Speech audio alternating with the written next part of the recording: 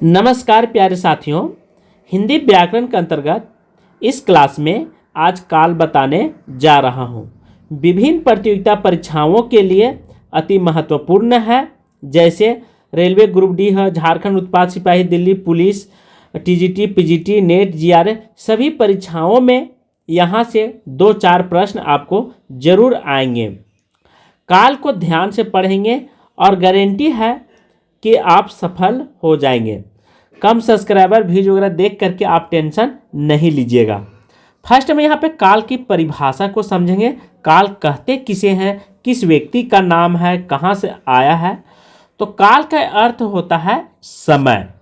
इसलिए क्रिया के जिस रूप से किसी काम अर्थात कार्य के होने या उसके करने का समय का पता चलता है, उसे क्या कहते हैं, काल कहते हैं। इंग्लिश में से टेंस कहते हैं और गांव भाषा में ठेठ में से समय कहते हैं। काल के भेद, काल के 3 ब्रह्मा विष्णु महेश अर्थात भूतकाल, वर्तमान काल और भविष्य काल 3 होते हैं। भूतकाल के 6 भेद होते हैं। सामान्य भूतकाल, आसन भूतकाल, अपूर्ण भूतकाल, पूर्ण भूतकाल, संदिग्ध भूतकाल, हेतु भूतकाल। वर्तमान काल के उसी तरह कितने होते हैं, तो 5 होते हैं। भूतकाल मतलब मर जाता है उस व्यक्ति को क्या कहते हैं, भूतकाल कहते हैं, जो बीत चुका है। सामान्य वर्तमान काल, तत्कालिक वर्तमान काल, पूर्ण वर्तमान काल, संदिग्ध वर्तमान काल और संभाव्य वर्तमान काल। इस तरह से टोटल कितने हो गए, तो 5 हो गए। किसका, वर्तमान काल का। भूतकाल का 6। उसी प्रकार भविष्य काल के 3, सामान्य भविष्य काल, संभाव्य भविष्य काल और हेतु मंद भविष्य काल। अब यहाँ विस्तार से पढ़ेंगे कि वर्तमान काल के कितने प्रकार के हैं, क्या क्या कहता है वर्तमान काल। वर्तमान काल किसी जिस रूप से द्वारा या किसी कार्य के वर्तमान समय में, ठीक, अभी अर्थात जो अभी समय चल रहा है, पूरा होने का बोध होता है, उसे वर्तमान काल कहते हैं। इसमें कार्य पूरा भी हो जाता है और कार्य चल भी रहा होता है। जैसे उदाहरण, राम मैच खेल रहा है।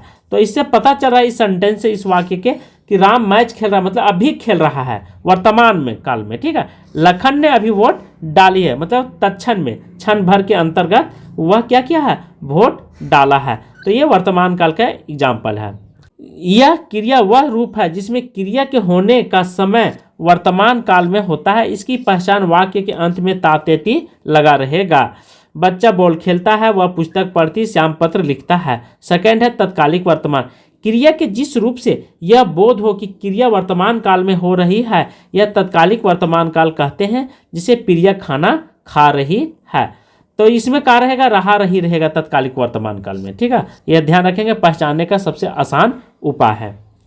पूर्ण वर्तमान काल, क्रिया के जिस रूप से कार्य के पूरा होने का पता चलता है, वहाँ पे पूर्ण वर्तमान काल होता है। इसके वाक्य के अंत में ये या चुका चुकी लगा रहेगा, ठीक है। चुका है, चुकी है, ये सब। तो लास्ट में है रहेगा, था थे थी नहीं रहेगा। बहुत जगह चुका था, चुका थी, तो वो अलग हो जाएगा, ठीक है। जैसे मोहन आया है, रिया ने पुस्तक पढ़ी है, श्याम खाना खा चुका है। 4 संदिग्ध वर्तमान काल, क्रिया के जिस रूप से वर्तमान में कार्य के होने में संदेह का बोध होता, वह संदिग्ध वर्तमान काल कहलाता है। अब बच्चा रोता है, श्यामा इस समय पत्र लिखता है। संभाव्य वर्तमान काल, इसमें वर्तमान काल में काम के पूरा होने की संभावना रहती है, वह संभाव्य वर्तमान काल कहते हैं। जैसे यहाँ पे ध्यान रखेंगे, संभाव्य मतलब संभावना बनी रहती है, ये संभाव्य वर्तमान काल। वह आया हो, वह लौटा हो, तो ये संभाव्य वर्तमान काल। सेकेंड है यहाँ पे भूतकाल, क्रिया के जिस रूप से कार्य का भूतपूर्व समय अर्थात आज से पहले समय में होने वाला बोध हो, अर्थात मर चुका है। आज से पहले जैसे वह कहते हैं कि महात्मा गांधी मर चुके हैं, तो ये महात्मा गांधी भूतकाल में भूतपूर्व क्या है, मर चुके हैं। तो इस तरह से हम भूतकाल का एग्जाम्पल को समझेंगे। इसके अंत में था थे थी लगा रहेगा। जैसे दीपक खाना खा चुका था, बच्चे ने पुस्तक पाठ आदि किया। यहाँ पे सबसे इम्पोर्टेंट है पहचान करना, ठीक है। पहचान करना ही सबसे ज़्यादा इम्पोर्टेंट है। भविष्यत काल के बारे में तो पहले भी बता दिया हूँ कि भविष्यत काल किसे कहते हैं। अब भविष्यत काल के 3 भेद होते हैं, कौन कौन। सामान्य भविष्यत काल, क्रिया के जिस रूप से उसके भविष्य में सामान्य ढंग से होने का पता चलता है उसके सामान्य भविष्यत काल कहते हैं।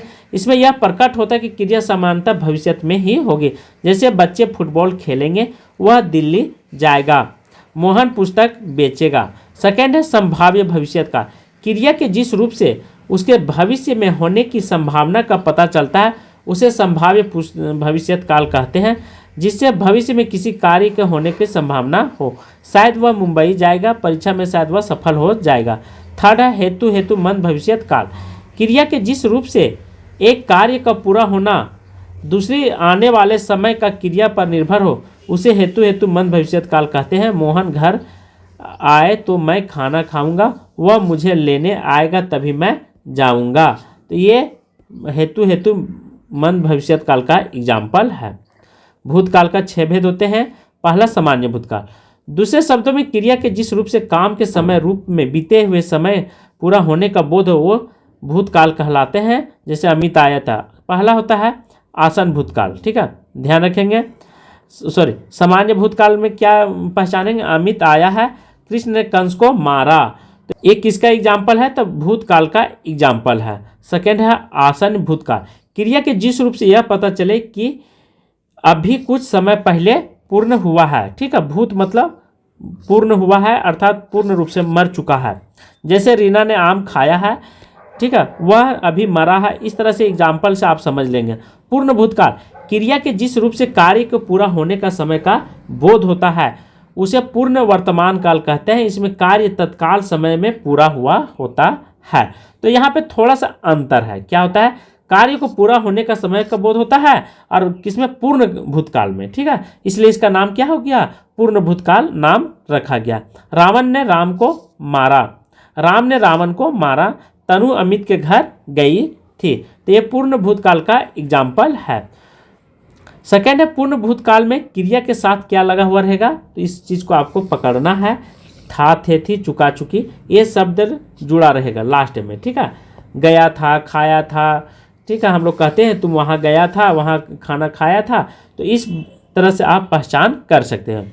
अपूर्ण भूतकाल क्रिया के जिस रूप से यह पता चले कि कार्य अभी पूरा नहीं हुआ है या चल रहा, उसे अपूर्ण भूतकाल कहते हैं। इन वाक्यों में अंत में रहा, थे, रही थी आदि शब्द लगा हुआ रहेगा। मीना नाच रही थी, अभय गा रहा था, ये अपूर्ण भूतकाल के एग्जाम्पल हैं। 5 है संदिग्ध भूतकाल। क्रिया के जिस रूप से कार्य के होने से में निश्चितता न हो और संदेह प्रकट करते उसे संदिग्ध भूतकाल कहते हैं। इसमें यह संदेह बना रहेगा। संदिग्ध में क्या बना रहेगा? संदेह बना रहेगा। ठीक है, शक, डाउट।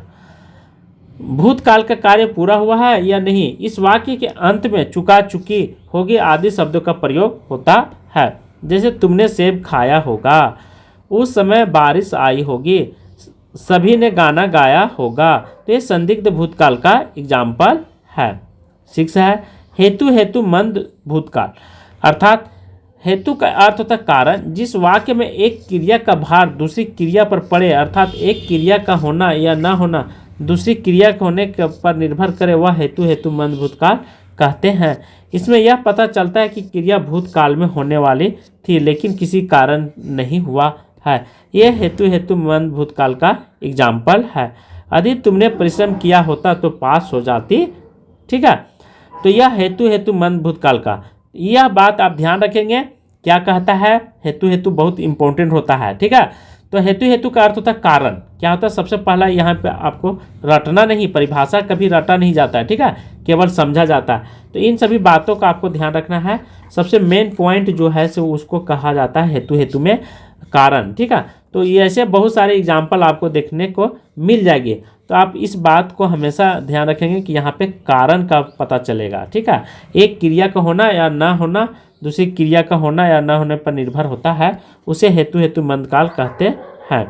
यदि तुमने परिश्रम किया होता तो पास हो जाते, यदि वर्षा होती तो। ठीक है, उपयुक्त वाक्य में क्रिया एक दूसरे पर निर्भर है। पहली क्रिया के न होने पर दूसरी क्रिया, ठीक है, एक दूसरे पर तो यहाँ निर्भर है। जैसे यदि तुमने परिश्रम किया होता, देखिए, ठीक है, तो क्या होता है? ये पास हुआ, तो इस पर ये निर्भर है। परिश्रम किया हुआ रहता तो ये पास हो जाता। और उसी प्रकार यदि वर्षा होती तो क्या होता? फसल अच्छी होती। तो वर्षा पर निर्भर है फसल, तभी तो ये हेतु हेतु मंद में क्या होता है कि एक दूसरे पर क्या होता है, आश्रय रहता है, निर्भर रहता है।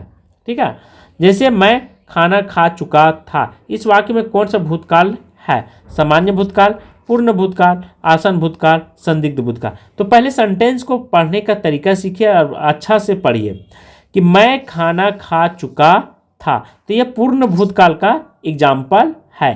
खाना खा चुका था अर्थात कंप्लीट हो गया है। तो इस तरह से आपको परीक्षा हॉल में क्वेश्चन भी दिखाई देंगे। उसी प्रकार है, निम्नलिखित में किस वाक्य में भविष्यत काल है?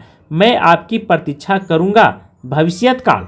ठीक है, मैंने एक पेड़ काट लिया, मैं पुस्तक पढ़ने वाला था, मैं आपका आभारी हूँ। तो यहाँ पे क्वेश्चन पूछ रहा है कि भविष्यत काल, इसीलिए चारों ऑप्शन में पढ़ रहा हूँ। तो भविष्यत मतलब होता है जो समय अभी चल रहा है उसे वर्तमान काल कहते हैं, आने वाला समय को क्या कहते हैं, भविष्यत काल, और जो बीत चुका है वो भूतकाल। तो आने वाला समय के बारे में कह रहा है, तो मैंने एक पेड़ काट लिया, ये भी नहीं होगा। ठीक है, मैं आपकी प्रतीक्षा करूंगा, तो ये सटीक आंसर हो जाएगा। मैं आपकी प्रतीक्षा करूंगा, ये भविष्यत काल का बात कर रहा है। मैं पुस्तक पढ़ने वाला था, तो पढ़ने वाला था ये तो खत्म हो गया कहानी, मैं आपका आभारी हूँ, ये अभी वर्तमान काल का बात कर रहा है, तो आंसर हो जाएगा ए। तो इस तरह से आज की क्लास में यहीं पे समाप्त कर रहा हूँ। थैंक यू, धन्यवाद।